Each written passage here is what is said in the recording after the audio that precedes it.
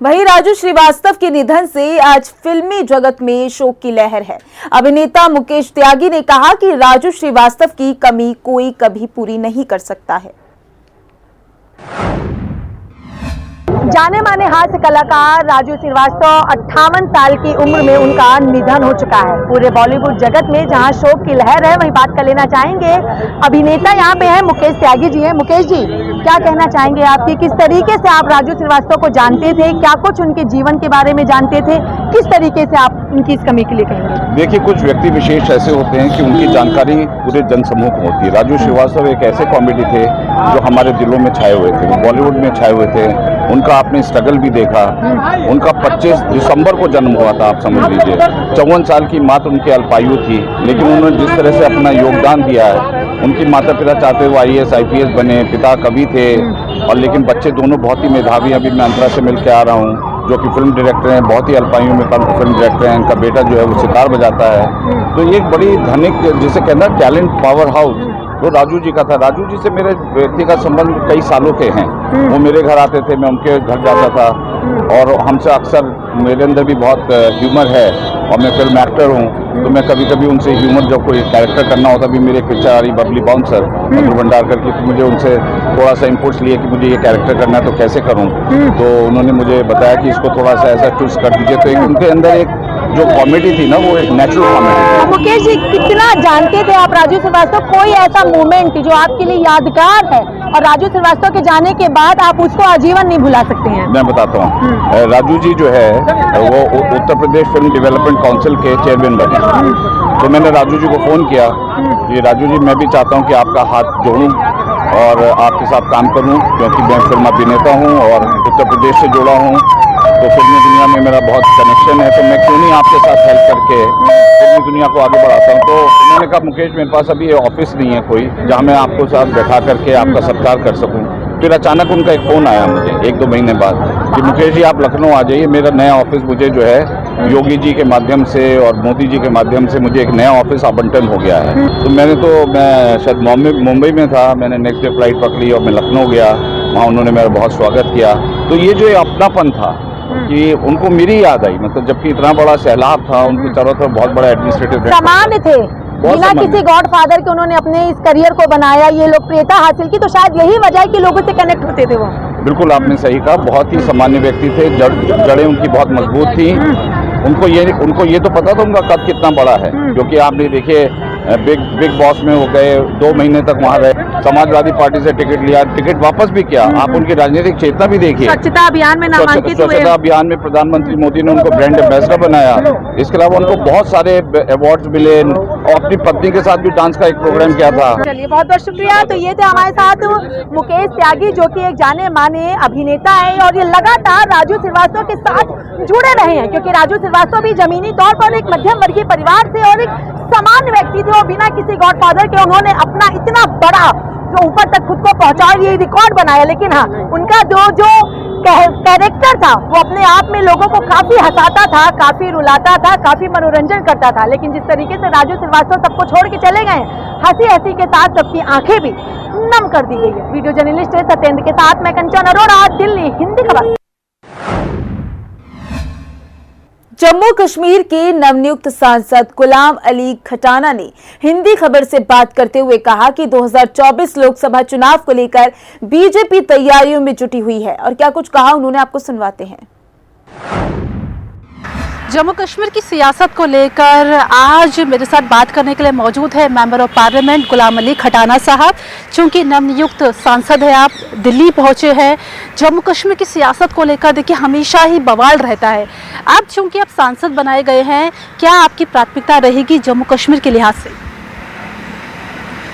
देखिए, जम्मू कश्मीर को नरेंद्र मोदी जी और अमित शाह जी एक जम्मू कश्मीर जैसे देश का ताज है, एक जम्मू कश्मीर के लोगों को भी उसी नज़र से देखते हैं। और irrespective of caste, creed, colour, region, Kashmir का खित्ता हो या जम्मू का खित्ता हो, जहाँ छोटी सेगमेंट्स हों, कम्युनिटीज़ हों, सबको हमारी यही एक कोशिश रहती है भारतीय जनता पार्टी की, और हमें भी जो जिम्मेदारी मिली है, हमारी यही कोशिश रहेगी कि जम्मू कश्मीर के लोग एक तरक्की की तरफ कैसे बढ़ें जम्मू कश्मीर का डेवलपमेंट का वो हिस्सा कैसे बने और जो देश की तरक्की का हिस्सा कैसे बने, ये हमारा प्रायोरिटी रहेगा। 35 और 370 को लेकर भी अब क्या बीजेपी प्लान कर रही है, क्योंकि स्ट्रक्चरल में काफ़ी बदलाव भी किया गया है, विपक्ष ने भी काफ़ी बीजेपी पर निशाना साधा है, चूँकि अब इन दोनों चीज़ों को आप कैसे देखते हैं? देखिए ये कानून जो है ये मिसयूज़ हुए हैं और इनका कुछ फैमिलीज़ ने फ़ायदा उठाया है। आम जो कश्मीरी है, डोगरा है, जहाँ गुजर है, जहाँ बगरवाल है, जहाँ गद्दी सिप्पी कोई भी छोटा कम्युनिटी है, उनको इसका डायरेक्ट जो ट्रांसपेरेंसी थी, जो दुनिया का सबसे बड़ा मंदिर है, कॉन्स्टिट्यूशन है हमारा, जो देश का कॉन्स्टिट्यूशन है वो दुनिया का सबसे बड़ा कॉन्स्टिट्यूशन है और लोगों को बहुत अच्छे हकूक़ हैं। और नरेंद्र मोदी जी और अमित शाह जी का ये प्रायोरिटी रहेगा कि जम्मू कश्मीर के लोगों को वो बहुत कुछ दे रहे हैं और बहुत कुछ दिया है और बहुत कुछ देने वाले हैं।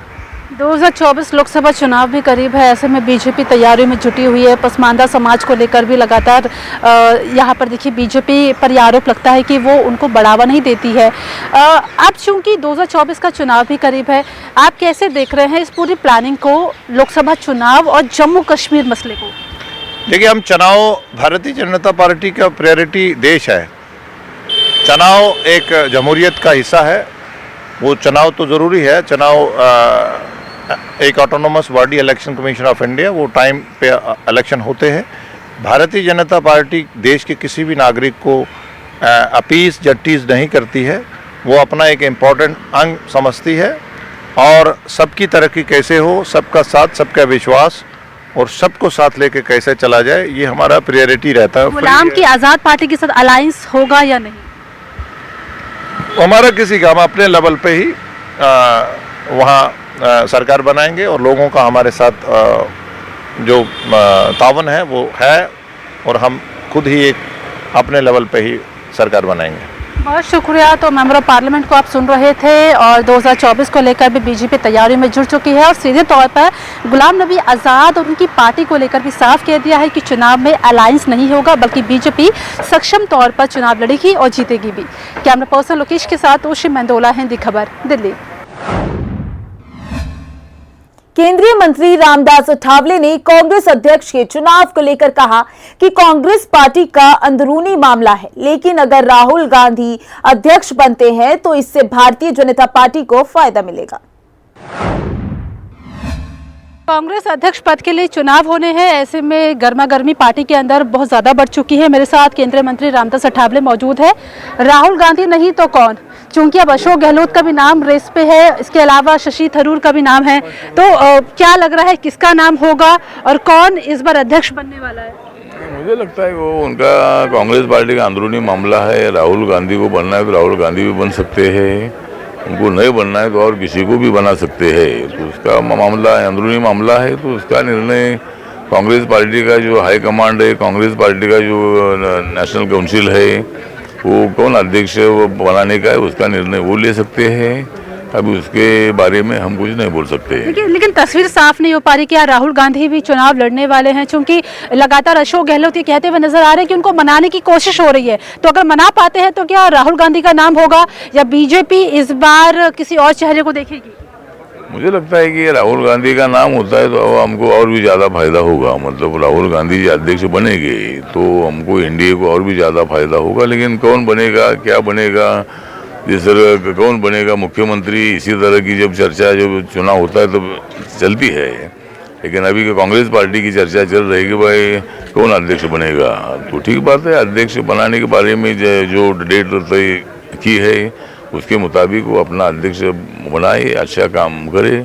जो भी अध्यक्ष बनेगा उनको हमारी हार्दिक बधाई है। बहुत शुक्रिया। तो यहाँ पर सीधे तौर पर आप तस्वीर देख रहे थे केंद्रीय मंत्री रामदास अठावले की, और चूंकि कांग्रेस अध्यक्ष पद का चुनाव भी होना है, ऐसे में नामांकन भी नज़दीक है और शशि थरूर वर्सेस अशोक गहलोत का नाम भी सामने आ रहा है। हालांकि इस पूरे मुद्दे पर केंद्रीय मंत्री ने साफ कह दिया है कि अगर राहुल गांधी ही अध्यक्ष बनते हैं तो ये भाजपा के लिए फायदेमंद साबित होगा। कैमरा पर्सन लोकेश के साथ ओशी मेंदोला, हिंदी खबर, दिल्ली।